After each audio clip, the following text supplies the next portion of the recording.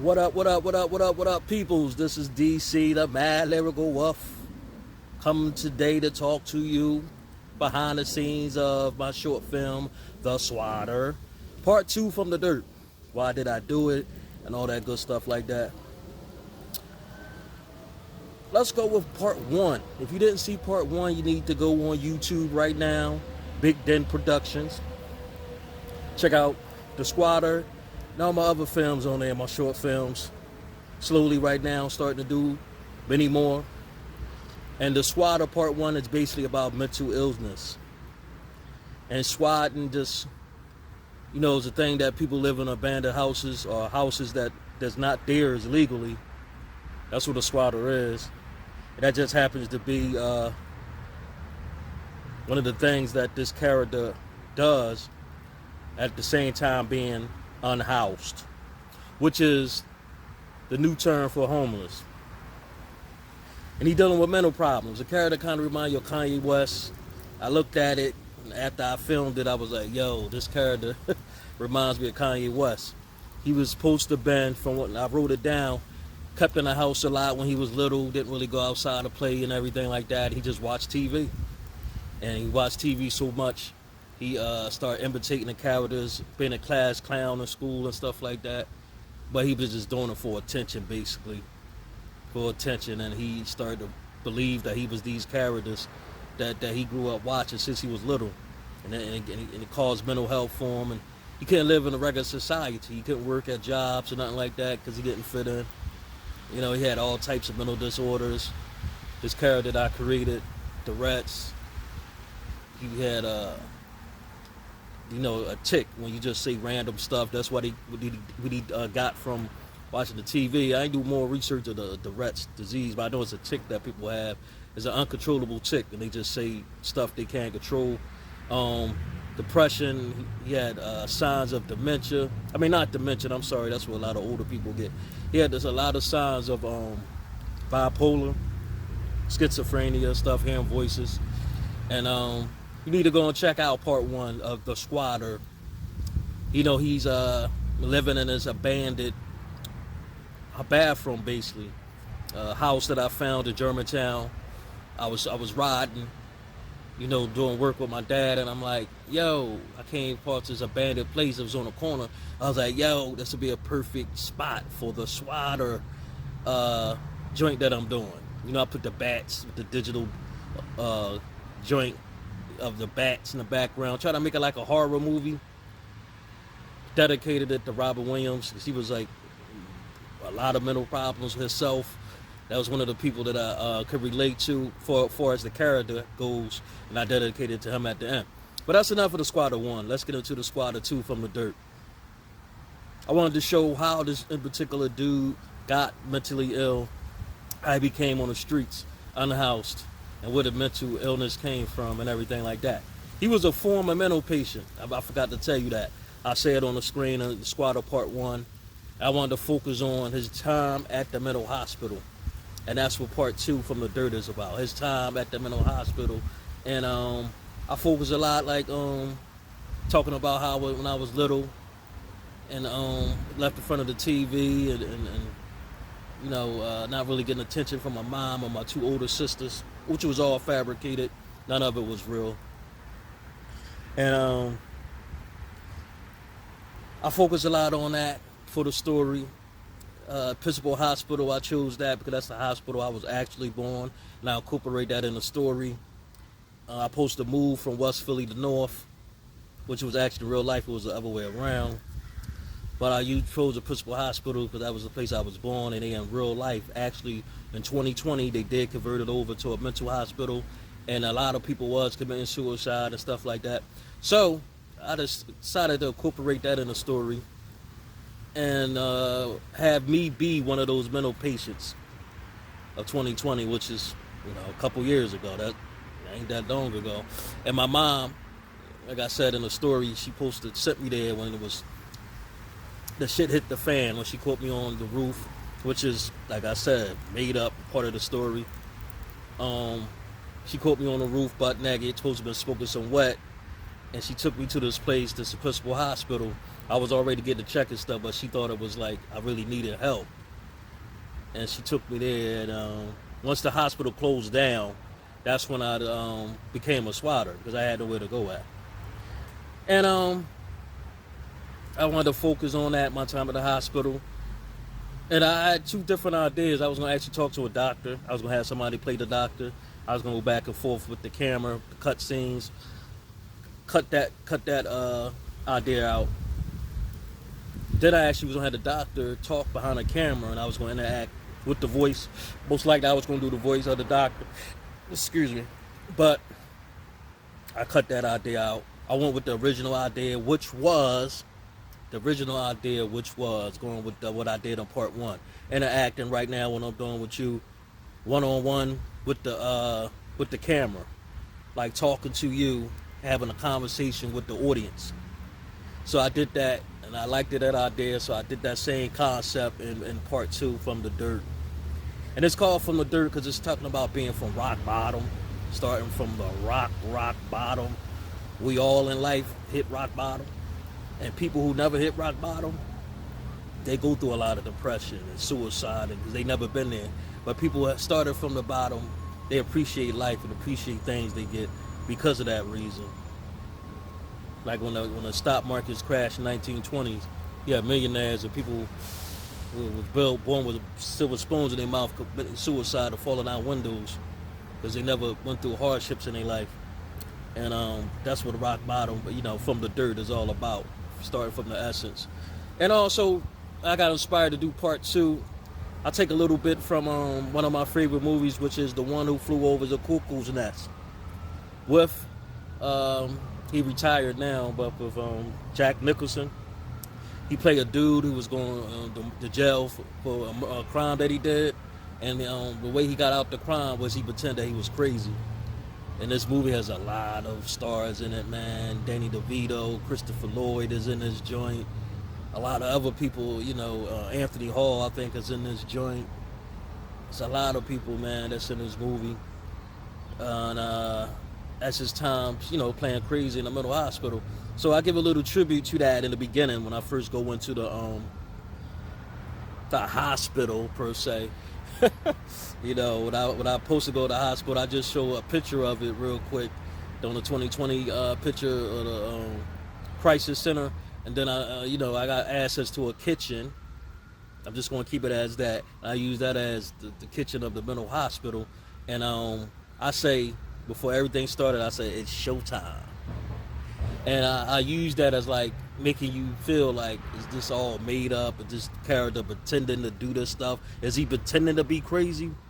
So I try to put into that character the mental illness as much as possible.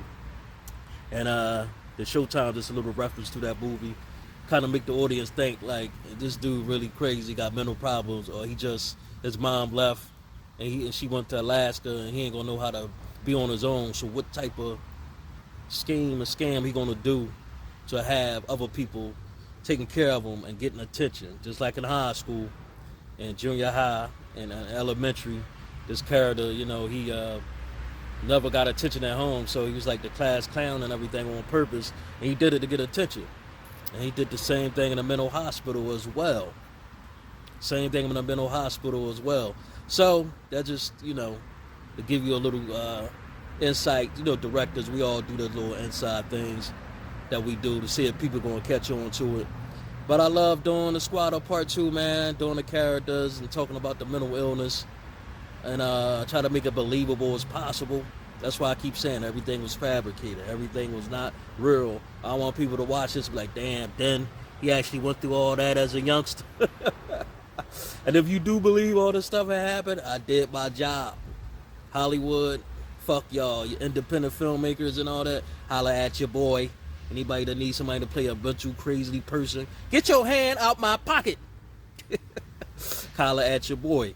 You know what I'm saying? And the personalities, when I was putting up personality number 1 and number 2, I had like a split personality. I became thinking I'm these people. I incorporated that while I was editing it. I'm like, all right, what should I add? And when I did part 1, I tried to do it in the same formula I did the first one.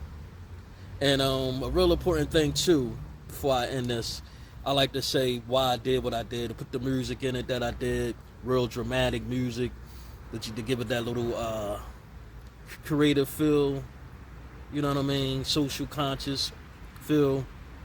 But I said when a lion learns to speak, the tales of the hunter will always be weak. Something on that line. That ain't exactly how I'm saying it, but I put that quote in the beginning. It's an African proverb that I put. That's basically telling you never know a person's situation unless you've been in their shoes. And nobody walked in nobody's shoes before. We all born in this world, unless you was born with a twin or you were a triplet. But even in that situation, we still had separate lives, separate paths we must all go down.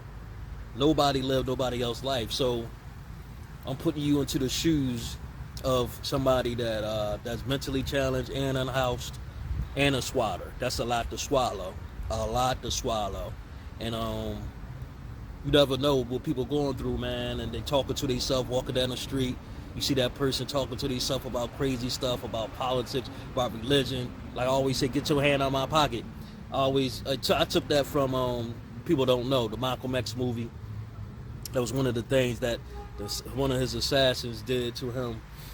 He kept saying that, throughout Malcolm X when he was alive. Malcolm X kept hearing that individual say that certain speeches, certain places he would go. Until the day he was at the Audubon Theater, that place that he was murdered in front of his kids, rest in peace Malcolm X, and in front of his wife.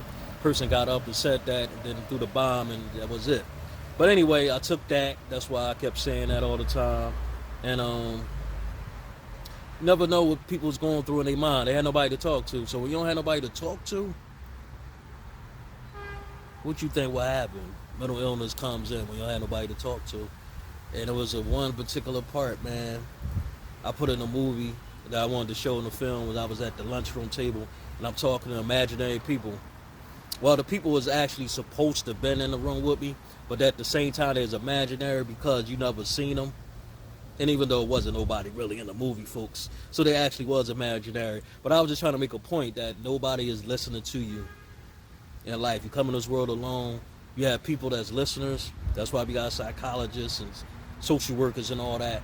And you have people that's tuned listeners, which is a gift. And you have people that have selective hearing, selective seeing. And most people, it's a human trait. We all just hear what we want to see. If it doesn't have nothing to do with us, we don't want to see it. We don't want to hear it.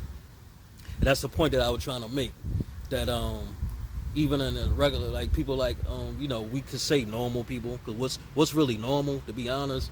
But when you have people working regular 9 to 5 and we social and we talking, does the average person really listen to what you're saying? Because after the conversation is over, man, like you text somebody, you see that they send a text, but they don't text you back, only when they want to. Little stuff like that, man. And when you talking to them, they really paying attention. And that's what I wanted to point out of the movie. But like I said, nobody walks in our shoes. Nobody know what we've been through in life. That's what the Squatter is all about. Part 1 and from the Dirt Part 2 was all about that. That's what sums up the Squatter, why I did the Squatter, and why we need to pay attention to people, man. And pay attention to your environments. I'm a person, when I do these characters, I try to put myself in these characters' shoes as much as possible. I try to say to myself, damn, what would this individual, what did they go through in their life to get them to this point? And a lot of people don't look at it like that when they see a person in the house or a person that's whatever, mentally challenged. They never think about it like that. That's why we have to do our best. If they need help, they asking for money or food or whatever, don't judge them and say, oh, they're going to use this money for alcohol, drugs, whatever. Oh, well, let God, judge them in that type of way. We all shouldn't judge nobody. Judgment shouldn't be in no human being's character. We just got to get to know people and figure out why they do what they do and try to put ourselves in their shoes. But that sums it up, man. I got a behind the scenes stuff I want to share with y'all. Stuff that I took out of the movie that I ain't put in, that I want to share. So sit back and enjoy that. Behind the scenes in the making of the Squatter 2 from the Dirt. Check y'all for the next film coming soon. Joy Peace. See you in the films, people. Sitting here in this playground right here, behind the scenes, just talking about the squatter. I chose this particular playground for a specific reason. I never grew up around this, don't know nothing about this playground at all. I'm just doing this specifically for the film. And it's a part in the film when I say I never went outside with the normal kids to play football or play in the playgrounds and all that stuff like that. I thought this was appropriate to show this particular scene and to show the field over there, the recreation center and the football field, to show you like I posted supposedly, not in real life, but I supposedly live right across the street from this playground, but never got a chance to be in here and enjoy the privileges of other young kids while I was trapped in the house and consumed by the TV. And that's what part of the personalities and the voices came into effect that. And just part of the character of the squatter and his personality. I actually lived in North Philly up until I was 21. Then I lived in West Philly up until the age I'm at now. So in the story, I switched it around. I try to relate it to myself as a little bit, the places that I'm familiar with. That's why I put North Philly and West Philly. Plus, North Philly was where the mental hospital was at, Episcopal Hospital. And the Episcopal Hospital is actually what I really did go, and I was born at. So I did incorporate that in the story also. That's part of the story, has some truth in it. So I put it at a hospital that they actually did turn into a mental hospital and around the pandemic. So since it was close to the pandemic, I had to choose a hospital that was close by, and that was in North Philly. And that's why I switched it to me living in North Philly as I got older. And everything about the story is fabricated. Like my mom, she going to Alaska with some dude. Never what happened. My mom she like my dad. They stuck here in Philly. They not going to live nowhere else in no part of the world no time soon. They're just them and their personalities. And then I just put that in the story because I changed the story.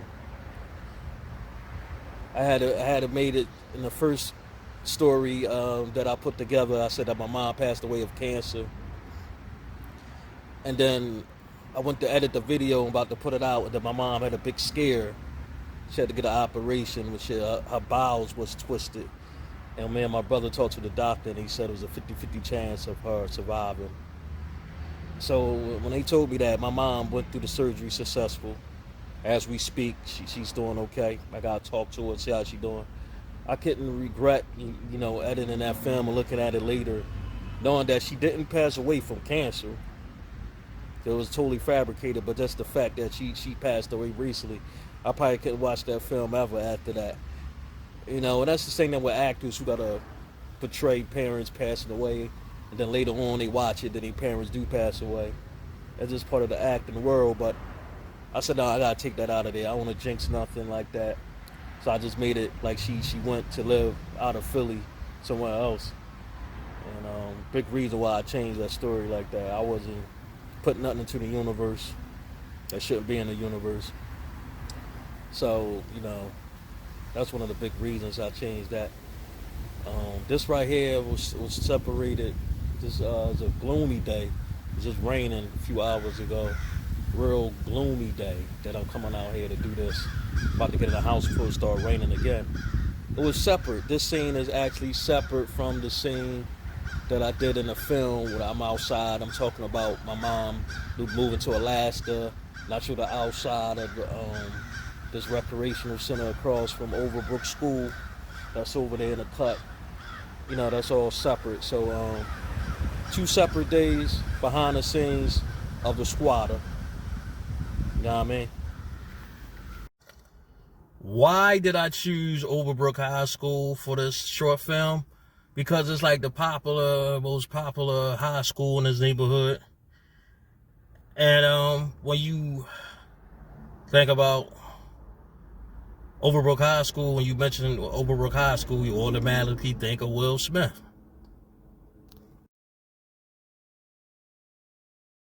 Damn, hungry as shit, man.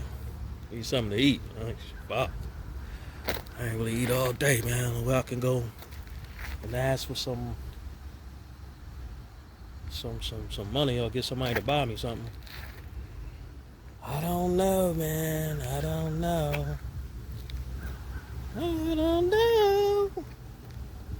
But I'm bored as shit and hungry as shit. Gotta keep it moving. Yeah, Mom went to go to Alaska to move with that lobster head nigga. It's cool though. I still love you, Mom. You know why I still love you? Because I always love my mama. She's my favorite girl. She brought me in this world. I always love my mama. You only get one, yeah.